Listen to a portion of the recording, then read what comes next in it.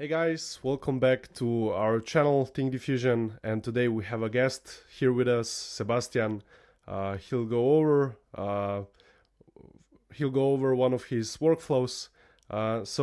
Sebastian, do a quick introduction about yourself, what you like to do in the space, what you find interesting. All right, cool. Hi, Rock. So I'm Sebastian. I usually teach AI on YouTube. I have a background in advertisements. I've been working in advertisements and design for 20 years. And then I dived head on into the AI space and have been working with generative AI art for some time now. And well, if you haven't seen me on YouTube, go find me there. You're going to find some tutorials and guides and how-tos. Awesome. Yeah, no worries, guys. We'll have all the links below. What's the workflow called? So today we're gonna look at some of the basics in Comfy. So we're gonna look at ControlNet Workflow.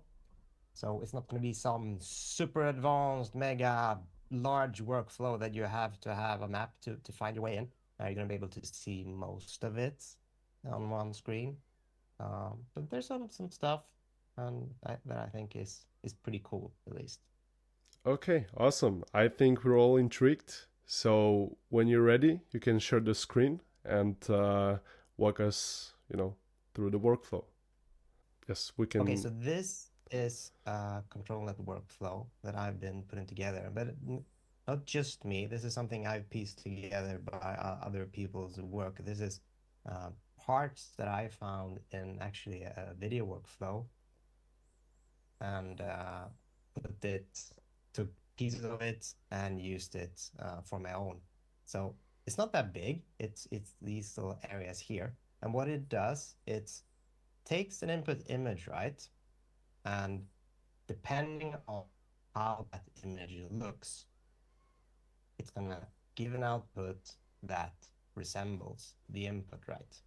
So in this case here, we have a woman standing with her arms up like this, conveniently hiding the hands. And then it's sending that image out to ControlNet. In this case, we have a lot of ControlNets, but now we're having a ControlNet that's called Soft Edge. We're running that at 50% strength and well, the 50% duration. It's not 50% really, because you can actually raise the strength above one. But I find that one is, basically 100%. It's not exactly that, but it kind of works like that. So it retains that image and outputs this. And let me show you what it actually does. So if I take a preview image node here, I can take this preprocessor of the ControlNet, and if I queue this up again, you're going to see what the ControlNet does, right? So this is what it takes from our previous image here, right? So you can see that it kind of reads what the image is and gives ControlNet something to work with. And then ControlNet takes that and outputs an image that looks similar to that. In this case, our old man. Let me see what we had as a prompt here. So we had old man, close up, portrait, linen shirt, tropical island. That kind of makes sense, right? So we turned our woman into an old man, but retaining the pose. And this really is the power of control. And this is why I love stable diffusion in general, because you have this amount of control. Now, you might be wondering what's going on with everything else here in the workflow. There are a lot of other nodes, and you have the purple stuff. So let's go back and look at everything, right? So it loads the image, and then it sends the image through nodes called anything everywhere. That node basically does so you can send data from a node. Right, so through this anything everywhere node, instead of dragging from the image here to say the image here, for example, this node makes it so that data from that node is sent to any open image nodes. So instead of having all these lines connected, you can have an anything everywhere node, which I think is very convenient. So that image data is then sent to all of these different control nets. And remember I said these are purple, that means they are bypassed or disabled. Now you can either right click and click bypass to get them enabled again, but there's also a switch down here. So if you press this switch, you're enabling this control net. In this case, this is a line out control net. So you can easily enable or disable the ones that you want. Now there is no preview of how the control net looks like. So if you want to see that, you can again make the preview and go from the preprocessor and connect into that. But there is no, that feature is not on by default. We're loading a checkpoint. In this case, it's Epic Realism, which is a 1.5 Stable Diffusion model. I think it works pretty good. We're connecting through two LoRa's here. They are disabled by default. You can either Control B or click the bypass to get them. Again, I'm using an anything everywhere node here to send the model and clip data on to the K sampler. So this is where the generation happens, right? So it takes the model data and all the other data that we have sent through the anything everywhere nodes. We have a prompt. So this is what we saw earlier. We had old man close-up portrait. We have a negative prompt, which now is just something basic, where's quality low, quality blurry, nothing fancy. They are then sent into the control net. So they're passing all the control net nodes here. You can see the orange lines just passing through all the control nets and then going back into the K sampler here. So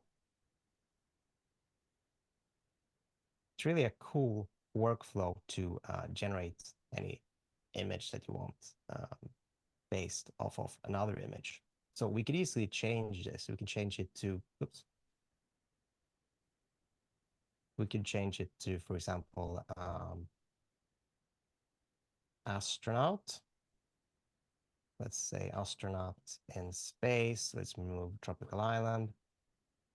And if we generate this now, cue this prompt, we are getting an astronaut in space. We could also use a different control net. Let's say we want to use the open pose, for example. We could enable that. Now it's going to take the pose of our character, but not the lines. Let me show you actually with a preview image node here. So let's take this, let's take that, and let's take another preview from Canny here. Let's just name this so you can see what's going on. So the difference here is, right, in the Canny, you can see that it clearly defines the lines of our input image. So it sees that it's some sort of piece of clothing here.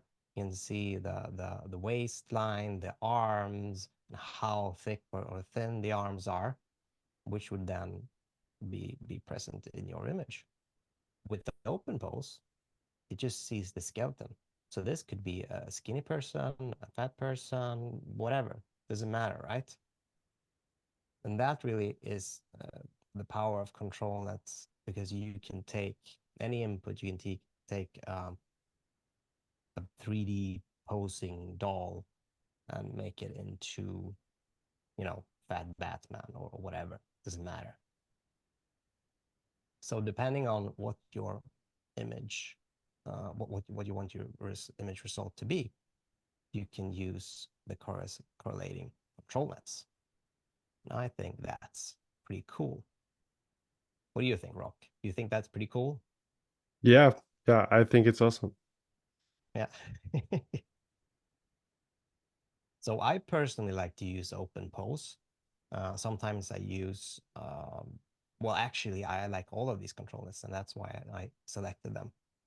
It's line art, soft edge, canny, and depth. We could actually, just for education's sake, let me just quickly show you how they all look like. So we're just going to connect the preprocessors. So the preprocessor is what takes your input image, oh, and makes them into an image that ControlNet can see or work with.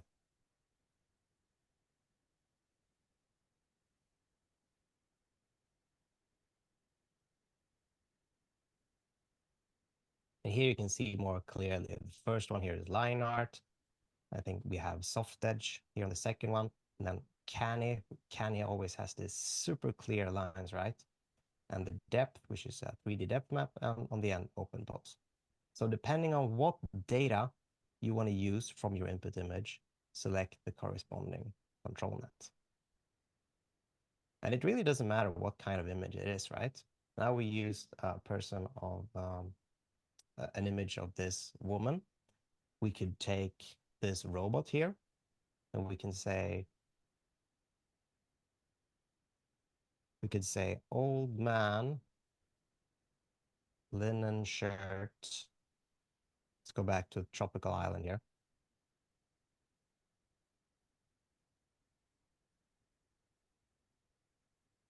And that, again, you can see here on the previews of the ControlNet how different the data here is.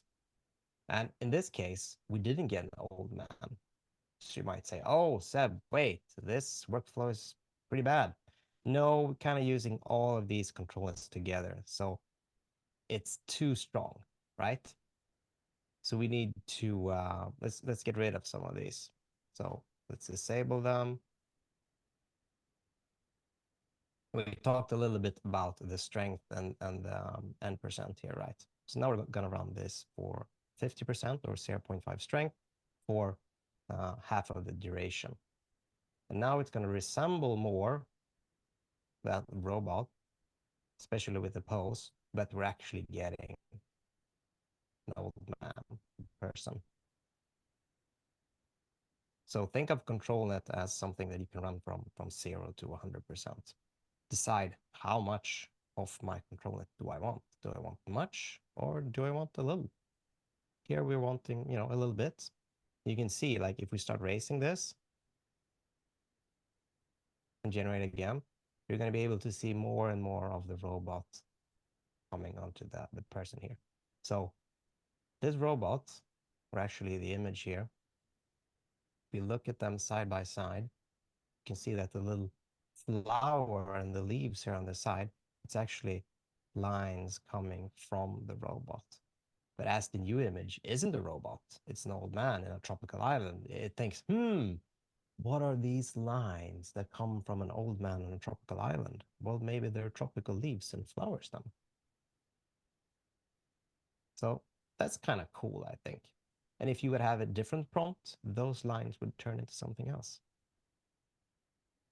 So it's all about the strength of your ControlNet and whatever you put in your prompt, right? And as an added bonus, there is an upscaler tagged on by the end here. You can easily enable that by clicking down here. So this is upscaling it 2 times. So the original is this size. You can change it if you want to. 768 by 768.